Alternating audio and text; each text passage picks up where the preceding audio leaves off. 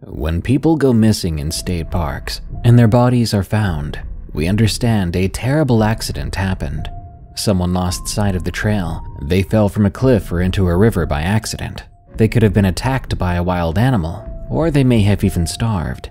But do you ever wonder what really happened to those poor, unfortunate souls who became lost in state parks and no trace of them was ever found?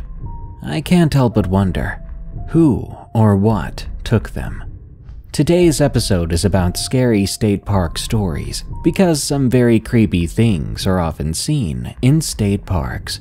Enjoy, and be sure to send me your sea monster stories at darkstories.org so I can narrate them. So if you've ever encountered a bizarre creature while on a boat or along a beach by the sea, I want to hear about it. Now, let's begin. The Tennessee Wildman, from Jonn number 97. I was born and raised in East Tennessee, but I'm the furthest thing from a country boy you'll ever meet. I've never, nor will I ever have interest in hunting, fishing, big trucks, or wearing cowboy boots. I mean no offense, but it just isn't my thing. Being raised in the area, I've heard my fair share of local urban legends, and frankly, I've never put an ounce of thought into them. It just seems like campfire stuff in my opinion. My dad is from East Tennessee, but my mom is from Ohio. My dad got me started on mountain biking whenever I was pretty young, and it quickly became a bit of an addiction of mine. As anyone who lives in East Tennessee knows, we had an unseasonably warm winter, meaning that you could go biking much later in the season than you would usually be able to. On the second week of December, I was ready to go on a Saturday morning ride, but my dad, being the supervisor over several large companies, and my sister frankly having no interest that day, I realized I was going to be flying solo, which wasn't really a big deal. I mean, it's not like it's the first time I've been biking by myself. I pulled up to the parking area of a local state park, and I was going to ride some of the bike/horse trails, as opposed to going to my usual bike park, called Windrock. It was a particularly gloomy day, and honestly a bit muddy, but I wasn't going to let it get in my way, because I knew cold weather was coming, and I wanted to get in one more ride before it got too cold. The state park, which usually has a lot of hikers and even horse riders, was particularly empty that day, so I found a bit of tranquility in that. The trails were certainly nothing too crazy, so I was just taking it easy for once. I began to notice some strange rustling sounds to the left of me, but I wasn't too concerned about it. After all, you always hear some kind of animal in the woods while you're riding, but this was quite a bit louder than that. But I understood there were bears in the area, so if anything, I was just on a bit of a higher guard. As I continued on my gloomy ride, the noises never did stop at any time. After a while, I'd pulled a bit off the trail to stand there and take a bit of a breather and to rehydrate. It was then that I saw something much taller than me, meaning it had to be well over 6 feet tall. It was covered in matted and wet black hair, facial features like nothing I've ever seen in my life, and it was breathing with a snarling growl at the back of its throat. Not knowing what in God's name I was looking at, I slowly slipped everything back into the pack that I had mounted under my seat, and as quickly as I could, I pedaled with all my might. No matter how fast or hard I rode, it kept up with little to no effort. I was quite literally convinced that it was eventually going to make a diving leap at my back, and that would be the end of me. However, after what seemed like over half an hour, I came out of the trail entrance and back into the parking area. I didn't even bother mounting my bike onto the back of my car.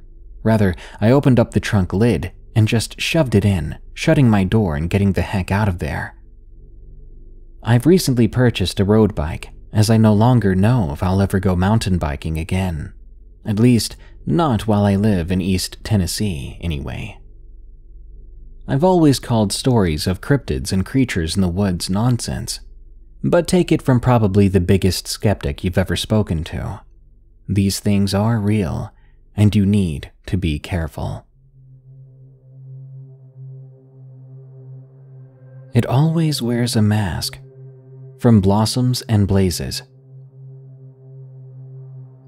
I live in New York State. I don't recall what age I was exactly when it began, but I do know it began with me waking suddenly in the night, only to be greeted by a large, solid black figure. No features were visible, just a silhouette. I tried exclaiming, but all that came out was barely a wheeze.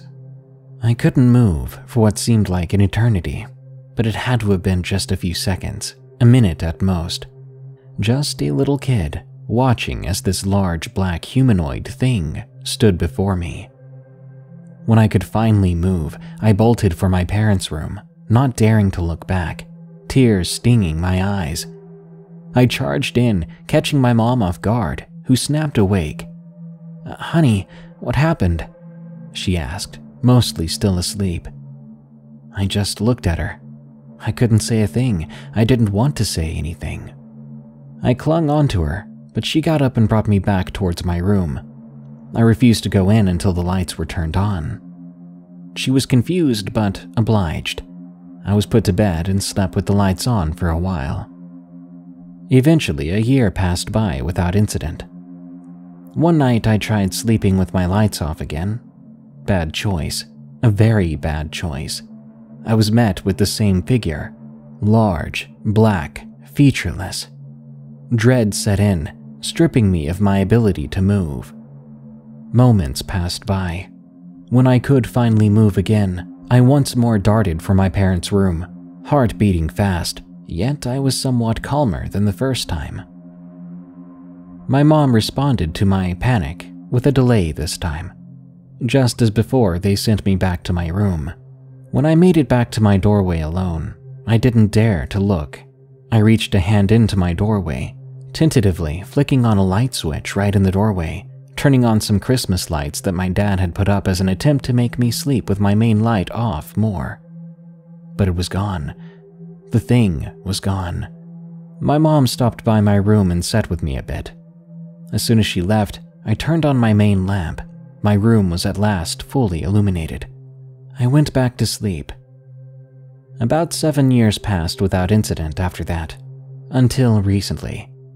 It started up again, but this time it was worse, way worse. I was in my teens then. I began confidently sleeping with my lights off, but not without minor lighting, for about 2 years now, having no issues other than nightmares. But then the summer of 2020 rolled in. My family had used money originally intended for Disney World to buy a camper, which will be important later. One night in the beginning of the summer, after my first year of high school, I woke up from a nightmare, only to be met by more torment. It wore a mask and what seemed to be a black cloak that covered most of its body. The mask seemed to be modeled after a witch, something you might see during Halloween, but with an over-exaggerated nose, a tan color complete with warts, like a stereotypical hag. No features were visible but the mask. The thing gripped me with claw-like hands, aggressively slamming me against my bed. Fury surrounded it. I couldn't move. I couldn't speak. I couldn't even see straight. I was helpless, just silently praying it would stop. It must have only been a few seconds, but every second was terrifying. I willed my eyes to shut, and it stopped suddenly. When I opened my eyes again, the thing was gone. So my lights went back on for a few nights. Another month passed by. It was now about August, if I recall correctly. My family and I went on a camping trip at Allegheny State Park to take the new camper on another test run, needing a break from home. Staying home so long had been really rough on my family, having lost both our grandfathers at the beginning of the whole mess. So we set out to enjoy some time camping in a beautiful state park that was also said to have a lot of paranormal activity, which had my mom, my sister, and I rather excited. We've always been fascinated by that stuff. The first day or two had been relaxing, peaceful. This might be important to mention, but my sister and I share a bunk bed in the camper. She has the top bunk and I have the bottom. There's a curtain hanging from the ceiling that veils the entrance for privacy and such. Next to the bunks is the door to the bathroom, and then the way to the main area of the camper, and the master bedroom where my parents sleep is on the other side of the camper. Anyway, it was the second night, if I recall correctly. I had gone to sleep after watching an episode of a collective favorite TV show of my family. I slept for a bit until I was awakened again. I found myself being violently shaken. The thing seemed to have tagged along with us for this trip. I knew it was the same entity, even though it now instead wore a jester mask, complete with bells, black and white. The hands were gloved, black gloves that shook me. I tried yelling for my parents or even my sister. Nothing but a rasp came out. I managed to blink at one point, and once again it stopped. The thing vanished again. I believe when I looked around, the clock read 2-something a.m. I stood from my bed, skittishly exiting my nook, and sitting down on one of the seats by the camper's table. My mother noticed me awake and asked, "What's up?" as she peeked out of the master bedroom. "Nothing," I mumbled. "Just a bad dream," I added, lying, but I didn't care. It wouldn't matter if I told her anyway. I climbed back into my bed, trying to fall back to sleep. I finally did. After that experience, I was safe until winter and late fall, where the experiences resumed once more. But what I don't understand is why those experiences now happen to me monthly. Once every month, since December I think, I get these 2 or 3 identical scratches on my lower torso after having these episodes. My nightmares revolve around a jester mask. It hasn't shaken me since the experience during a camping trip, but I still see it, clad in a jester outfit with ringing bells and a sinister grin. Recently, well, in my second most recent encounter, I didn't directly see the thing. More so just heard the ringing of the bells, once again around 2 a.m. But the jingling of the bells came from an odd location. I could hear those darn bells ringing above my head, like the thing had tried its best to get closer to me, crawling just out of the range of the cross that hangs on my wall.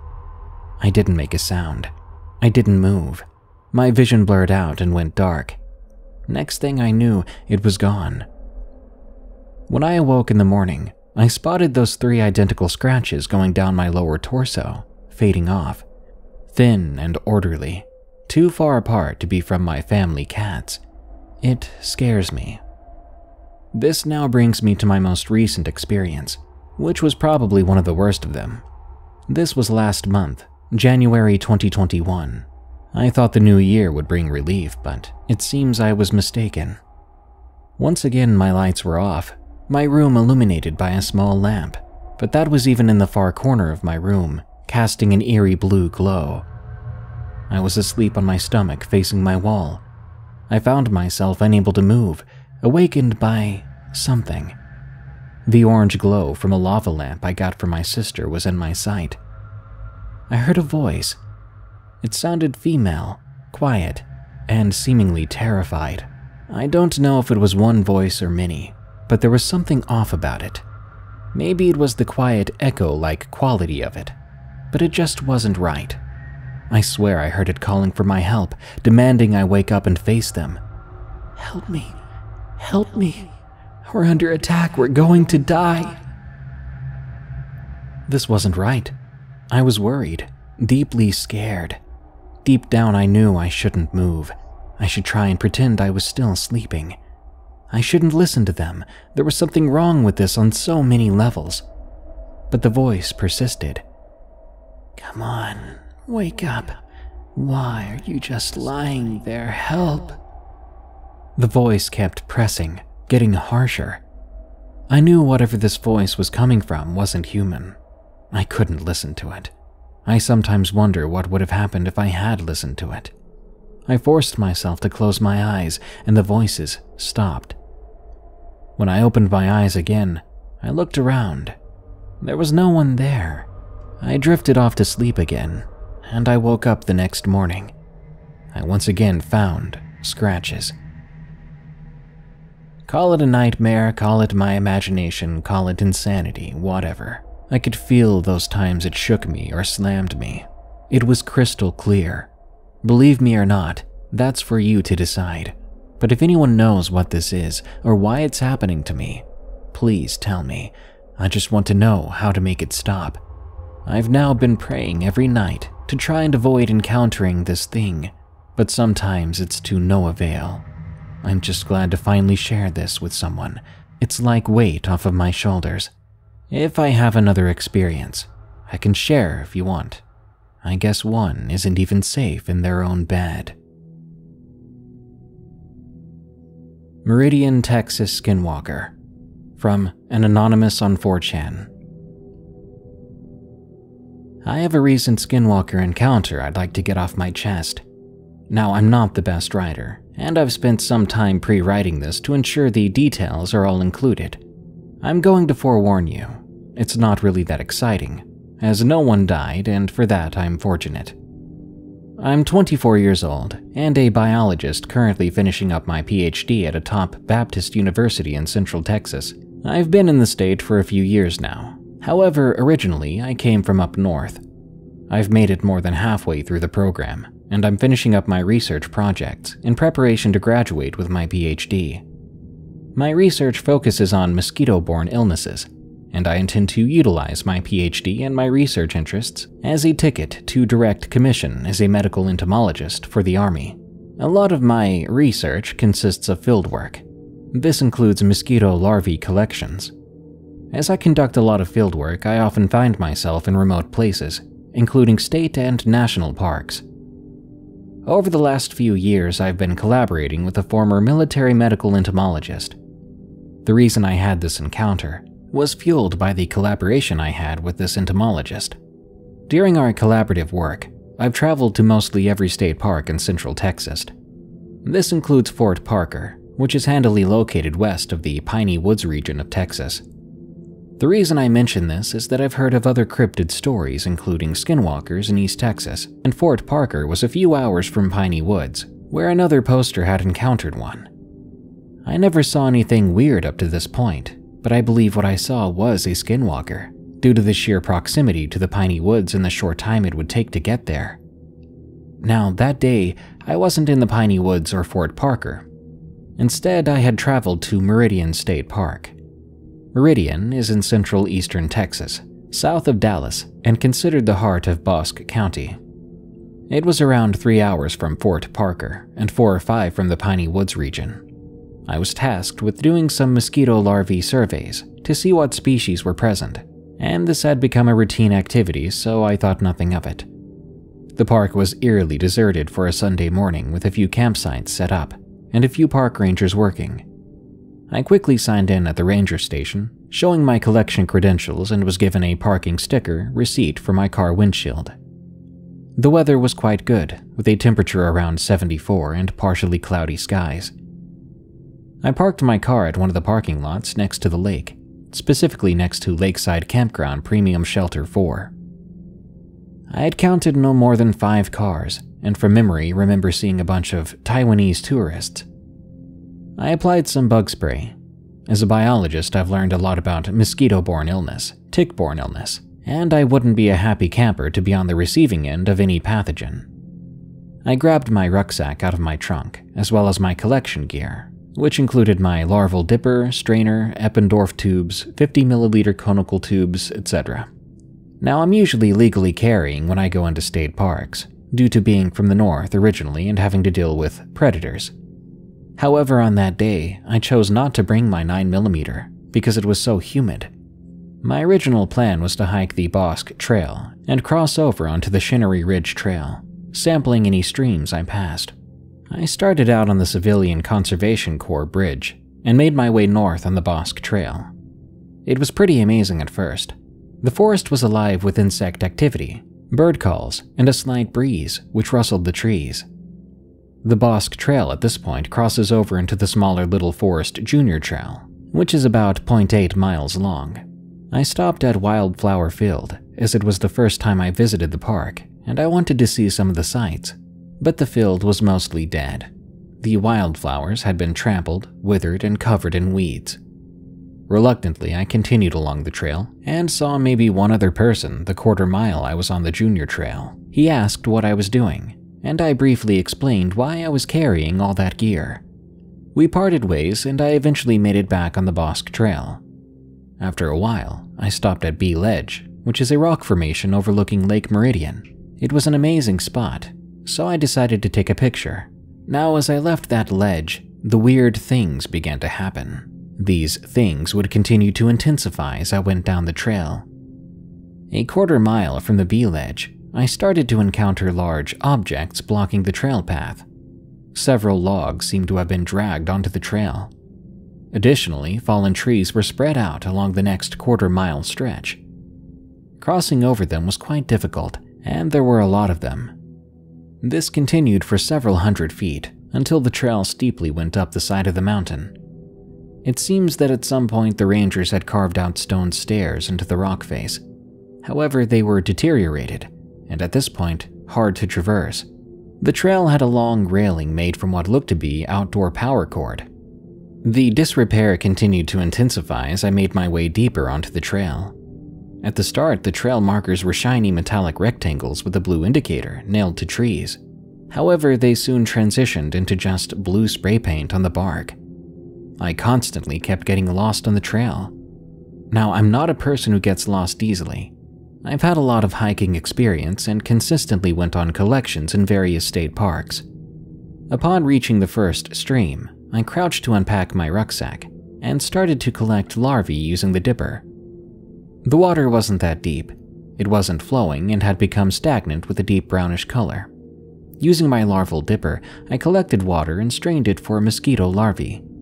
I made several collections and ultimately found several species including Culex pipiens, quinquefasciatus, a very common southern species. After taking my samples, I carefully packed my rucksack to ensure the samples wouldn't be disturbed during transit. From experience, if it's too shaky, they won't be able to float at the water's surface and breathe, ultimately leading to their death. It's much easier to identify an adult mosquito versus a larva, and I didn't want to have to identify 100 dead larvae. As I continued to venture forth, the trail started to get worse and worse. It reached a point where I became teed off, and I thought to myself, why the heck does it look this way? What are the rangers doing out here? I started to take GPS-tagged pictures, which I could pass off to the rangers for trail repair operations. At this point, I doubted that any common person, let alone a weekend hiker, would be able to successfully navigate the trail, and I thought it posed a significant safety risk. Continuing onward down the trail, I reached a dense area of woods. It seemed that out of nowhere, the trail entered a thick brush and stayed in it for a while. The thick brush had minimal undergrowth but darkened the trail due to the thick canopy created by the overlapping trees. Now, I am a religious person, thinking back. I should have realized that darkness ultimately relates to evil and should have been forewarned of continuing. Entering those dense woods seemed to have transformed everything around me, not physically, but in a sense where it felt different. The bird calls disappeared, the insects were silent, and the trees were not rustling anymore. Slightly alarmed, I continued onward. I was approximately an eighth of the way through the Bosque Trail and had several more streams needed to be collected, which would take several hours. By then, it was 1 p.m. After a while, I felt as if I was being watched, and I started to get very anxious. I'm not a paranoid person, but I had a very strong feeling I was being watched. I usually don't get feelings like this, so when I experience them, it's usually wise to trust them. I scanned the area and didn't see anything, so I continued onward. There was still no noise, so I increased my pace so I could get out of this creepy area quickly. Soon I reached a second stream and decided to sample it. Like the first, the water was dark and stagnant. I unpacked my gear and quickly worked to collect samples. I found a few varied insect larvae, including several mosquito larvae and several dragonfly larvae. I removed the dragonfly larvae as they kill mosquito larvae, and if I had left them all, the mosquitoes would have been dead before I returned to campus. As I was packing up, I started to smell a stagnant copper smell. It's hard to explain, but the best explanation is a mixture of blood, roadkill, and death. I'm having a difficult time writing this next statement, but I'll give it my best go. As a man of science, I've learned a lot about the biology of living creatures. I've been able to extract mosquito blood meals and determine the blood meal host species using mitochondrial DNA. I've gene edited and made transgenic mosquitoes with edited receptors. I believe in a rational explanation for everything, as I've experienced a structured order to nature. At first, I freaked out a little bit internally, but had a strong belief that some armadillo decided to die near the trail, and his decomposing corpse was responsible for the smell. The trail was still in a thick part of brush, so not seeing a corpse wasn't too alarming. I continued down the trail, heading toward the northern bend in the Bosque Trail, which can be seen on the trail map. Upon reaching the northern bend, I stopped for a few seconds. I still felt like I was being followed, but I couldn't smell the stagnant copper anymore. So I partially relaxed, looking at the map, then continued onward, southwestward, down the trail. After a short while, the smell returned. I was far enough from the stream that it would be very unlikely that it wafted this far. This startled and concerned me, as it isn't normal for so many corpses to be near trails, and I've never experienced something like this before. I reached a small bridge and the thick forest started to clear out, where I could see for a short distance between the trees. I stopped for a minute to look at the map on my phone as the trail had sort of dissipated. The bridge had a small stream running underneath it, but I reluctantly still felt awkward, so I didn't sample it. While looking for where the trail continued, I found a large black object standing in my peripheral vision, about 300 feet away. My eyes adjusted to it, and the image focused into what appeared to be a person standing 6 feet tall. However, the face was wrong, and it was covered in fur, not clothing. I looked away for a second and looked back. The object had disappeared.